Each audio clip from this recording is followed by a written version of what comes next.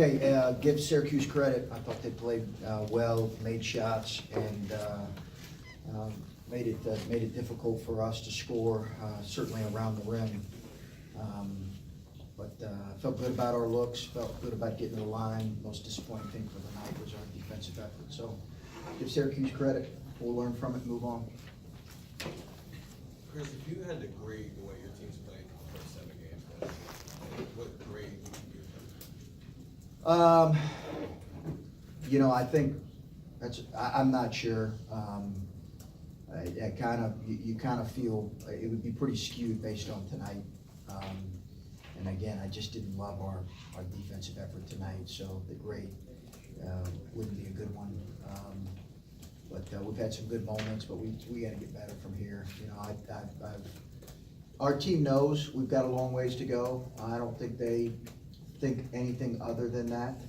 You know, I think we got beat by a better team tonight, and we need to play better, we need to coach better, and we'll learn from it and move on. Chris, is part of the defense at all maybe frustration carrying over from the other end of the floor when it's so taxing to try to score against this team? Yeah, I think that's part of it. You know, even though we talked about it going into it, you know, their pace, they're really dangerous offensively, but their pace is it's really deliberate, and both offensively and defensively.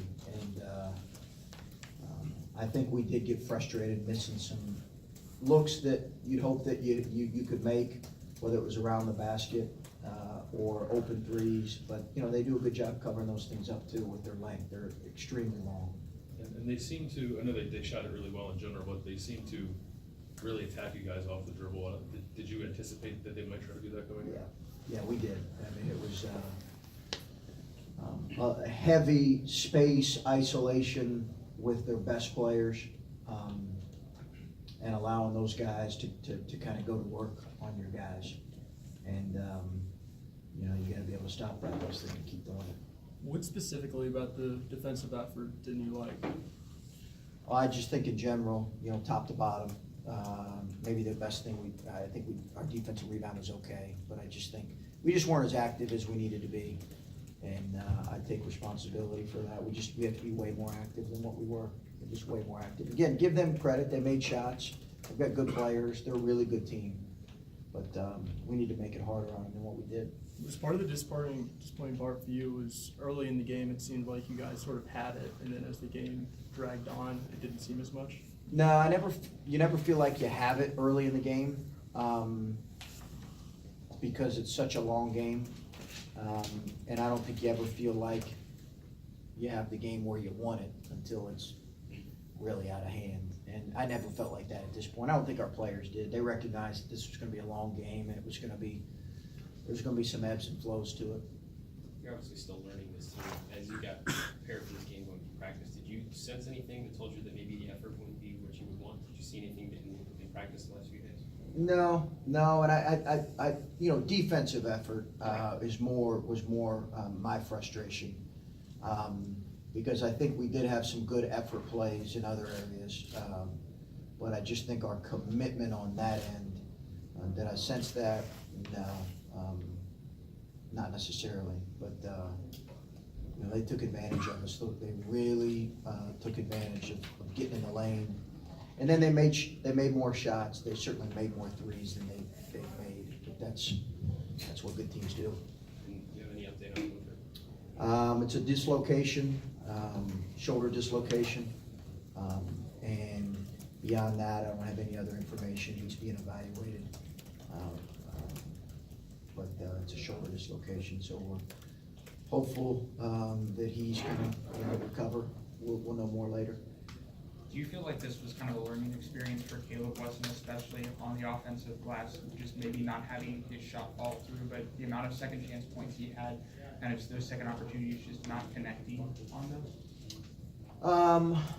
Yeah, I mean, I think he probably, you know, Caleb's a great kid. He's going to look at this and say, okay, how can I get better? I doubt he's had maybe no 1 for 8 nights in his career, even dating back to high school, I would think. I thought he did a really good job in the high post. passing the ball. And I thought he got the ball around the rim and our teammates got it to him in good spaces. He created a lot of fouls. But he's, you know, his finishing in traffic is something that we've been working with him on, and we just need to continue to work with him on it. Did you feel at any point, maybe not, but did you feel at any point there was a size difference for your team, especially down low? Sure. Yeah, absolutely. And how did Felt that- that the whole night, not just down low. Their length is significant. It's a significant difference. You know, their starting lineup is a long, big group. Yeah, felt that the whole night.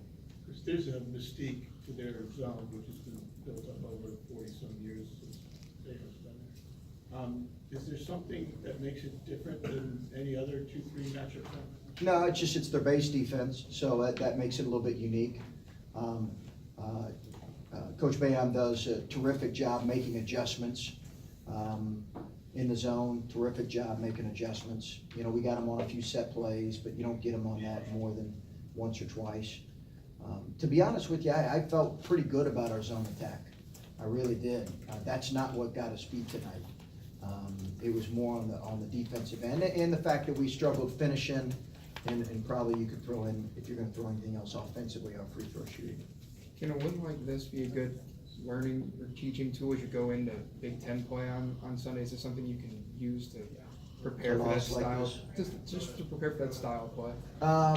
You know, we'll see. We'll see what we take from, I would hope that we would learn from every single win and loss. You know, you're constantly trying to figure out ways that we can improve. And listen, we got a gauntlet here. We have a very, very good and talented Minnesota team. And there's no question we're gonna need to play better. As a coaching staff, we need to do a better job getting our guys ready. Because you have such a new roster this year, are you at all curious to see how this particular group kind of responds from their first trip up, I guess? Yeah, sure. I mean, I don't think our guys felt like, you know, I think they're smart enough to know, given our schedule, that there were gonna be some lumps along the way, and there's gonna be plenty. And how we learn from it and how we grow is gonna be critical. And we'll evaluate the film and bring some closure to it, but we have to get a lot better. You know, we got exposed in a lot of areas. But again, I don't wanna take anything away from Syracuse, because I thought they did a terrific job tonight. Chris, you guys had it at 6 with about 2 minutes left, and Kyle got stopped at the rim. Looked like maybe you guys. Goaltending. Goaltending. Did, Yeah. how much of that goaltending. sapped the energy out of you guys? Not to book it there. Well, you mean the fact that it was a goaltend and wasn't Yeah, called? yeah, you were making a comeback and you had 2 points that you won. I mean, you know, that was significant, a 4-point game with 2 minutes to go. I'm not saying we would've won the game or lost the game, but the ball did hit the glass first. You know, it's a bang call. It's a tough call in that situation because of how quickly it happens. But you know, like certainly, we were making a little bit of a run there, but you gotta be tough enough to respond to that. And then just watching Syracuse create a little bit off the dribble, like you were saying earlier, do you have enough of that on your team offensively? Do you need more guys who can, you know, dribble, penetrate, and kick whatever? You know, you could make that argument. They have a variety, as you've seen with the roster of bigger wings, you know, kind of 6'5" to 6'8" guys that are terrific at doing that. And then you combine that with the fact that those guys who had not really made shots, you know, made threes tonight, makes it difficult to guard them. But I still think our effort and our activity could be better than what it was, and I think that was what was most disappointing. You know, they have really talented wings that can go get buckets. You talk a lot about learning about the team through adversity and things you can't see when you practice. Creighton put a late run on you, guys responded. Cincinnati did the same. Did you sense anything different tonight as Syracuse put that run on you in the second half? Did it feel any different in the huddle or? Not really, no, not really. I do think that you're always interested in evaluating your team, how we handle adversity in the midst of the game, and how do we handle it in the midst of a season? And it's coming our way. We're gonna experience a lot of it this year, I think. And I'm interested to see how this group, I've said it, you guys have asked me over and over, what's your biggest question? It's the leadership in that moment. How are we gonna respond? And time will tell for us all. Okay, all right, thanks everybody. Hey, just real quick, what was it like to have Mata here tonight? Did you have a chance to catch up with him before the game or after the game?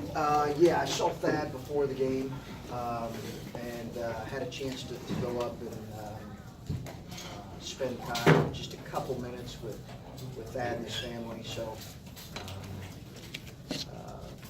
you know, I hope it was a great night for him, because as I mentioned, he and his family are deserving. Sounded like he got a great ovation. I'm sure he appreciated the mailing of the banner. That had to be special for him and his family, so it was good to spend a few minutes with him before.